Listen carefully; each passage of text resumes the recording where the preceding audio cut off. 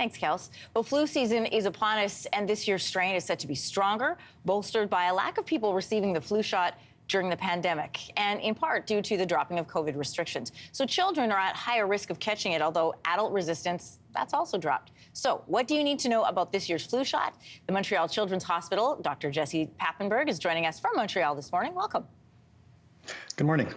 How effective will this year's flu shot be against a stronger strain of the flu? Well, it's always difficult to predict, and every year the WHO makes suggestions or recommendations for which strain should be included in this year's flu shot. And there are some changes versus last year's shot based on what we saw circulating in the southern hemisphere, such as in Australia. But with regards to how well the flu shot is going to protect us, I think one thing that we need to remember is that because there were many fewer influenza infections over the last 2 years because of the COVID restrictions, there was a lot less influenza circulating. The population in general is more susceptible to influenza. So I think that this year we should expect to see a lot of influenza infections. And the best way to protect yourself against getting infection and against getting severe disease is to get vaccinated against influenza this fall. And because we know that people getting both of those shots went down last year, just a reminder, is it safe to get both shots? Yes, you can get both the COVID-19 shot and the influenza vaccine concomitantly at the same time, or you can get it within a certain number of weeks. It doesn't matter. It's been shown to be safe and effective when it's given at the same time or at different times. And where are we at with supply of the flu shot? Do we have enough? Yes, we have several different types of influenza vaccines, so supply has never really been an issue in Canada, and we certainly will be able to vaccinate every Canadian who wishes to get vaccinated. Well, although adults, they're at risk, we're at school, children are also at a higher risk of catching the flu this year.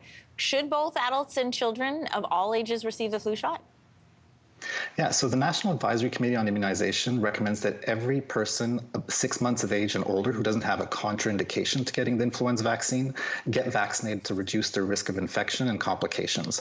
But in particular, we know that people who are at higher risk of complications such as influenza pneumonia or hospitalization are at the extremes of age. So very young children under 5, and especially those under 2, and people over 65, as well as people with certain chronic medical conditions, whether lung diseases, heart diseases, immune disorders, and pregnancy as well are at higher risk of having a complicated influenza infection. I remember globally, flu numbers went down because people were distancing, they were wearing masks, they weren't coming into work or school sick. But here, we know in Canada, a lot of those restrictions have been lifted or eliminated. So what are you expecting in terms of flu numbers for this season?